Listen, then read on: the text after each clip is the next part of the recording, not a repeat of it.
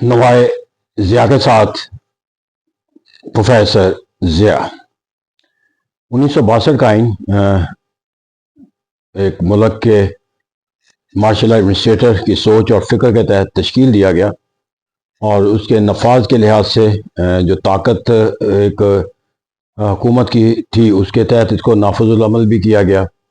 پھر جو اس کی تشکیل کے اندر جو ایک بیانیہ رکھا گیا کہ ماضی کے اندر پاکستان میں جو آئین کے جو اصول و ضوابط اختیار کیے جاتے رہے ہیں اس کے جو ہے وہ عمل درآمد جو ہے وہ ملک اور قوم کی ترقی کی بجائے ان کے لیے ایک مشکل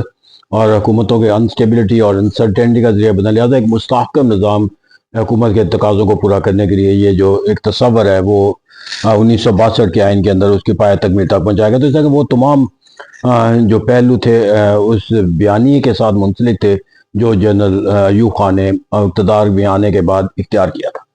لیکن یہ آئین جو ایوب خان نے نافذ کیا، یہ وقت گزرنے کے ساتھ ساتھ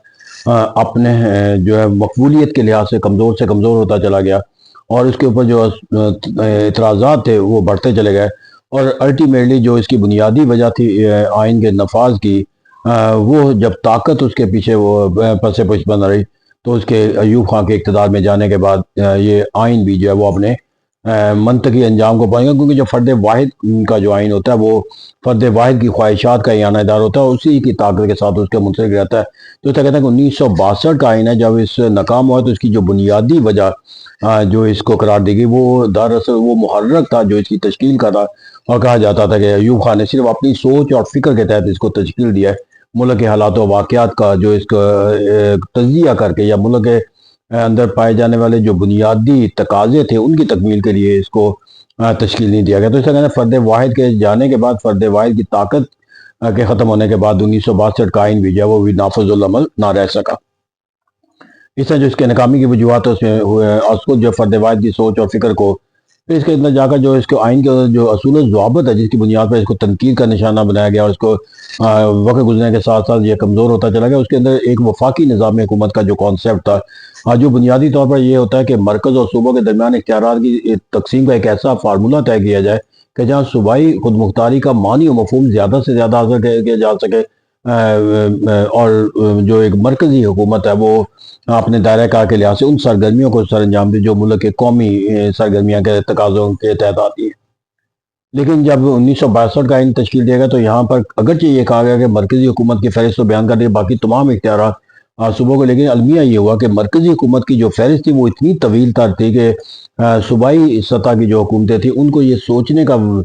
جو ہے وہ ایک انتہائی تکلیف دہ پہلو دیکھنا پڑتا تھا کہ وہ کون سا عمل ہے جو ہم اختیار کر سکتے ہیں یا ان کے پاس اختیار۔ تو اس طرح کہتے ہیں احساس محرومی جنم لیا وفاقی نظام کے اختیارات کی تقسیم کے پہلو، اور جب وفاقی اکائیاں سے مطمئن نہ تو لوگ کیسے مطمئن ہو سکتے تھے، کیونکہ جو سیاسی جماعتیں جو حکومتیں تشکیل کرتی ہیں وہ لوگوں کے اندر جو ہے وہ ان کے مفادات کے تحفظ کے ذریعے اپنی طاقت حاصل کرتے ہیں، لوگوں کے مفادات کو غیر محفوظ بنانے کے کسی عمل کے تصور کو اختیار کر کے وہ اپنی مقبولیت کو قائم نہیں رکھ سکتے۔ وفاقی نظام کا جو اصول تھا وہ پاکستان پہلے دن سے جو ہے وہ مشرقی پاکستان اور مغربی پاکستان کے درمیان ایک محاذ رائے کی کیفیت رکھتا تھا۔ یہاں پر مختلف وفاقی اکائیوں کے درمیان احساس محرومی کا جو تصور تھا اس نے مرکزی حکومت کے جو دائرہ کار کی جو فہرست 1962 نے اس میں مزید وسعت کے پیدا کی، اور اس طرح اس نظام کے تحت ملک کا وفاقی ڈھانچے کو قائم رکھنا اور مسلسل اس کو چلاتے رہنا یہ قابل عمل تصور نہ رہا۔ اس طرح پھر ایک جگہ جو دوسرا اس کے اندر ہم تیسرا پہلو ہم اس کے ناکامی کا سبب دیکھتے ہیں وہ اس کا جو انڈائریکٹ میتھڈ آف الیکشن تھا۔ انڈائریکٹ میتھڈ آف الیکشن کے اندر جو ان کی سوچ اور فکر تھی کہ عام افراد جو ہے وہ اس اہلیت کے حامل نہیں ہے کہ وہ ملک کا نظم و نسق چلانے والے نمائندے جیسے اعلیٰ ترین اداروں کے جو اراکین کا صحیح انتخاب کر سکیں۔ فیوڈلسٹ ہیں، کیپٹلسٹ ہیں، اور لوگ جہالت کی وجہ سے ایک ایسے فرد کو ووٹ دے دیتے ہیں جو ملک کا نظم و نسق چلانے کی طاقت سے۔ اسی انڈائریکٹ میتھڈ آف الیکشن کیا گیا کہ لوگ اپنے نمائندے منتخب کریں، پھر وہ لوگ جو ہیں جن کو بی ڈی ممبر کا نام دیا گیا وہ انتخاب، لیکن یہ عمل جو ہے وہ انتخابی عمل ہر پہلو سے صاف اور شفاف نہ رہا۔ ایک تو یہ کہ جب یہ بی ڈی ممبر کا الیکشن کے لیے کیمپین چلانے کا تصور آیا تو وہاں پر جو ریاست کی مشینری تھی اور جو طاقت تھی مارشل ایڈمنسٹریٹر کی اس کا بے جا استعمال ہوا۔ پھر اسی طرح جو بی ڈی ممبر بنے ان کے جو ان کا رائٹ ٹو ووٹ تھا ان کو ان کے اپنی ضمیر کے مطابق دینے کی بجائے ان کو